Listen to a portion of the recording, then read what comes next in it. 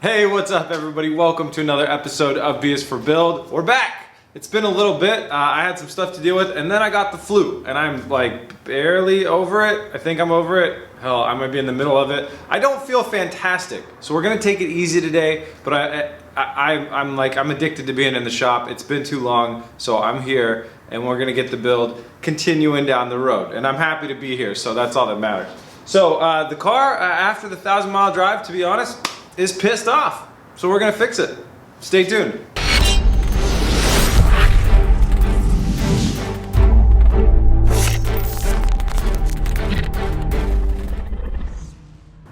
The goal for today is pretty simple. We're trying to do everything that isn't the body. We're trying to button up, make everything right that isn't body panel related, and get the body panels off and stuff and ready for paint. So that includes a few things. And on the outside exterior here, we have this issue right here where this bolt hole isn't lining up with this piece right here. That's something that I would like to fix. It's not a super high priority because this piece is in the correct area. Another thing though is I think that we are crowding this air box down here, and I really want to make sure that that's happy too. So that's something we're going to be checking in on. So those are two things externally out here, and then there's some stuff on the inside that I want to show you. As far as lights under the dash go, we're not doing really good. We got a check engine light. When I was driving home, that said excess emissions detected, so I will dive into that and try and figure out what that is today. I have an idea. We also have the airbag lights, and in the dash you have the passenger restraint system. That's all mad at us because of the airbag system. I broke it while I was reinstalling the front. So I will look into that and we're gonna figure out what that is as well. And the other thing is it was saying it needed service. It was saying that in the heads up display. It's not saying it right now, but it's also saying it wants a service. So we'll service it. I'm gonna start by breaking down this front end. I'm gonna go ahead and take both the fenders off. That one's a keeper, it's gonna get repainted. That one goes to trash, bumper's going into the trash, and then that'll make visible the front impact bar where there's some front airbag sensors. And I think the airbag system is mad because I left one of those unplugged.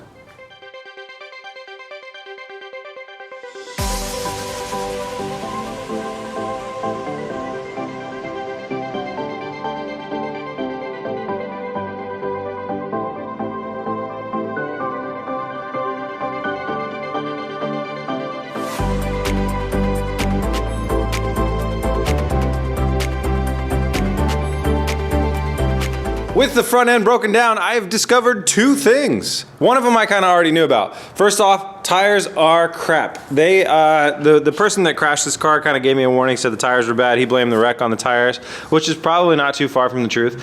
You could see signs of dry rotting along the sides here. These cracks and stuff like that are signs that there's probably a lot worse stuff hiding in the tires, and that's definitely the truth. In the channels, you can see some serious cracking, and then on the inner sidewalls, you can see some craziness where the car definitely wasn't running 100%. It's on a little bit on the inside, probably due to the lowering job, and then so you can see this crack here, and then when you go to the other tire, holy moly, yeah, that's like basically the beginning of a delam.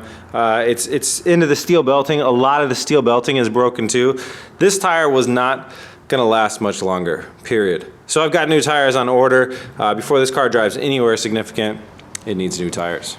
Next up, airbags. Right here you'll see normally a front airbag impact sensor, and right here you'll see a front airbag impact sensor. And that's the sensor that if this gets crushed, it goes off, kaboom, goes the airbags.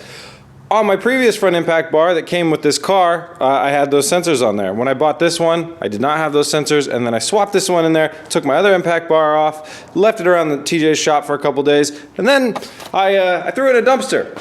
So that's where my airbag sensors are. They're in a dumpster somewhere in San Diego, and that's why we don't have airbags. So I've emailed and rang up everybody that I know, and I'm trying to get a couple of those sensors as soon as possible. My hope is that they're not uniquely coded to the car's computers. I don't think they are, so hopefully it's just something I can plug back in. I mean, I even have the plugs for it. I thought these plugs went to fog lights. They don't. They go to those sensors.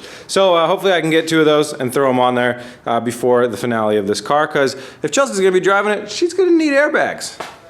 Next up, I'm gonna go ahead and disassemble this whole situation here around the airbox and clean all that stuff out so I can really assess the damage here and see what we're gonna need to do to hopefully line this back up and at the minimum make a little bit more room for the airbox to sit in there nicely.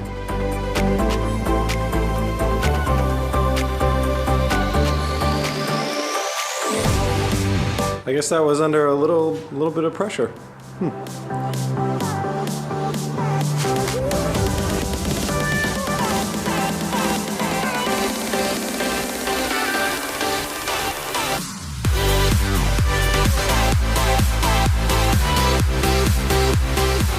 is out, and I'm gonna need to do a little bit of massaging of this piece because it's pushing out right now and it needs to go in. It's supposed to kind of curve around. So I'm gonna do that and massage this piece around a little bit as well. Try and get it in line with that piece over here. You can see right now this sticks out and that one kind of curves and comes back in a little bit. So I'll do what I can to kind of make those match up as best I can. And then what I would like to do is drill out these spot welds right here. These are actually, yeah, they're weird rivets, and drill those out and weld that piece back together so it's all one solid piece.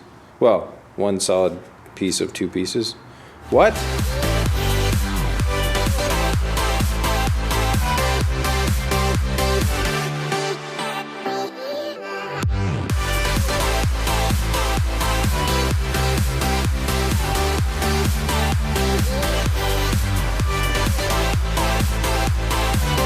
This is going to be interesting. This is aluminum. I thought it was steel, but this is actually an aluminum piece. So I'm going to go ahead and try and weld it. I do have a TIG welder that can weld aluminum, but automotive aluminum is normally, sometimes is from like such poor quality that rather than heating up and being able to run a bead, it'll just kind of collapse on itself. So we'll see how it goes.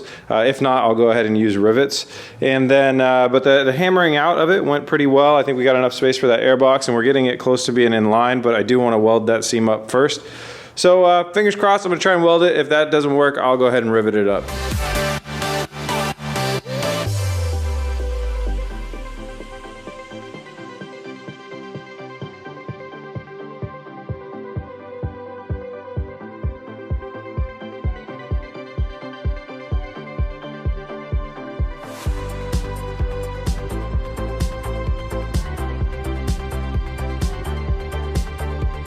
Okay, well the welding didn't go super well, so I went ahead and threw some rivets in there as well to get that piece in one piece, and then we did a little bit of bending to straighten it up with this other piece here, and I test fit that cross member section, and that all lines up well. So then I went ahead and finally replaced the air box there that you see there, and it has a lot more room now. It's not being pressed by anything and through here, so it all looks good. I got a layer of primer on there. Once I get the white paint for this car, I'll go ahead and paint that. I feel like if I was ever to go ahead and try and sell this car, I'll probably need to replace that whole piece anyway since it's pretty dented up, but for my uses, that's fine, and no one's ever gonna see that dented section unless they tear the car down this far. So I'm cool with it being right there. Next step, the car wants to be serviced, so we shall service it. Let's go ahead and figure out how to do an oil change. I have a filter and I have oil. I just have no idea where the oil filter goes, but yeah. Actually, first, let's see how much oil we lost. Some people were telling me that these cars burn oil on the road, so let me figure out where the dipstick is and we'll see what our oil level looks like. Found out there is no dipstick in this car. It has what's called a digital dipstick. Fancy and stupid. So I'm gonna go ahead and just get started with the oil change. Underneath there is a drain plug obviously, and then down over there's an oil filter housing drain thing too. I'm gonna go ahead and drain both of those, and then let's check out our oil filter and see what it looks like.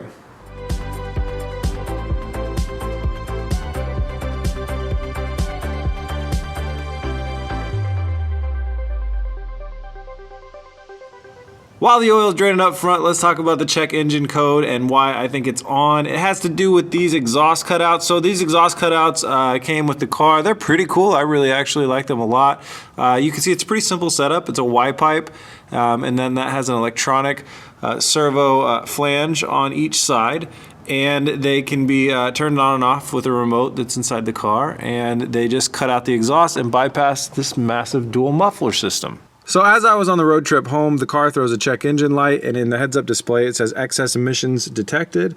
And then I started to remember that I had been told about these little key fobs. So this opens and closes the exhaust, but each key fob doesn't open and close both. They're both independent. And I thought about that, and I thought that's probably what screwed up our exhaust readings. So the whole time I was driving home the 1,000 miles, I only had one of them open. I didn't have both of them open. I opened and then closed both of them later on when I was driving around. But I think what happened is because only one of these was open, that exhaust is going to be much more free-flowing. It's going to flow a lot more, and it's not going to match up with the other side, which is going to piss off the car, as well as the air box up front was detached. Its lower piece was broken and was in a bad spot, so it wasn't attached with the upper piece, which is what we just fixed. So that would also be getting air in a lot faster on one bank, and then it was also exiting a lot faster, probably on that same bank, which pissed off the car. So I went ahead and threw in my OBD2 scanner, scanned the code, erased the code, So now we don't have a check engine light, and we'll go ahead and keep driving this car around and make sure that it doesn't come back on. If it comes back on, then we have a different issue that we'll need to address. Okay, after the main drain plug drained out, I went for the secondary, which is on the filter housing right here. It's got its own little plug, and this whole filter housing and everything is right underneath here in front of the front passenger wheel. So that's an interesting spot to put that. And once you get all that taken apart and drained out, you can go ahead and inspect your oil filter, and you can look through the veins here. And what you're looking for is metal chunks. If your car, if your engine was in some really bad health, you could see potentially chunks of metal. And I looked through here pretty thoroughly and I didn't see any bad signs, so that's really awesome. The oil actually looks pretty good quality as well too. So so that's great, that's fine and dandy, and that's also what I expected, because these engines, although they do have a serious problem with the rear lower bearing, this car has had that serviced, so that's a good thing. There's also a Vanos line that I'm going to go ahead and check if I can see it. I need to do some research on where to find it, but now that I have the car up, I will check that line. There's a return Vanos line that sometimes gets it gets old with age, and it's in the back lower part of the car keeps making noises for some reason. Anyways, it's in the back lower part of the engine. I know that, and then with age it'll crack, sometimes then letting in moisture, and that screws up the oiling of that rear bearing, which is why it goes out. So anyways, now that that's all done, I'm going to go ahead and clean that out, put the new filter in there, button that up, put the drain plugs back in, and then we can start filling up the oil. Basically about 8 liters, and then we're going to go ahead and check with the electronic dick stick? All right, whatever, inside the car.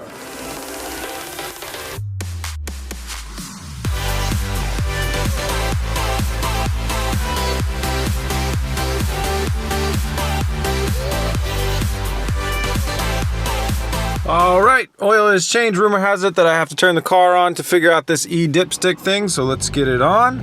And I think this thing will do some stuff if I hit it enough different ways. Okay, it says we need to add 1 quart. And it's reminding me I don't have my airbag sensors. Why you gotta shame me, BMW? Just leave me alone. 1 quart, be right back. All right, I've added my quart. Let's turn it on and see what it looks like. Still says to add a quart. Okay, I'm gonna add another quart. Actually, no, I'm not, because those are both 5-liter containers and I only have about 1.3 liters left, which means I put in 8.7 liters into this car. It's a 9-liter car. There's no way I drained 100% of the oil out of there. So I'm gonna wait till I drive that around and actually get it up to temp before I go ahead and test the oil again and add any more oil, because if I add any more than that, it's just gonna be too much. So the last thing I wanna do is let's see if we can figure out how to reset the service light so it doesn't keep bugging me about the oil change. Okay, I think I got to the point now, so I'm gonna hold this down. It's gonna say reset. I'm gonna press one more time and hold, and it's done. Another 15,000 miles. Water's good, service is good, whatever that is good. That's brakes. Hey, this is interesting. 11/20/20 is the next time I gotta do some of that other stuff. What was that thing that was 218? Whatever that is needs to be done now. Anyways, okay, I think we're good. That should mean that the service light is done. All right, let's verify that our service fix worked. All right, engine is off. Let's go ahead and turn it on. Well, just turn the car on, not the engine. So here we go. And it did not complain about service, so we got it. It's gonna complain about everything else still, but no service light, so we nailed it. Perfect. All right, with that done, that's a wrap on the things I wanted to do today. Tough day for Captain Influenza here. That was a struggle. I think that I might get another day's rest before I get back on the normal schedule. So hang in there with me, guys. I know you guys like the more frequent episodes, but I don't want to die. People be dying in the streets, yo. So we got everything done that we wanted to do except for the airbags, but good news on the airbag sensor front. Brett, the guy who I bought all the awesome blue parts from, he has those sensors and he already threw them in the mail for me. So they'll be here in 2 days, ready for the final assembly. We will no longer have those terrible airbag lights, which is awesome. That makes me happy. So big shout out to Brett. Thanks so much. I'm super glad you kept those things around.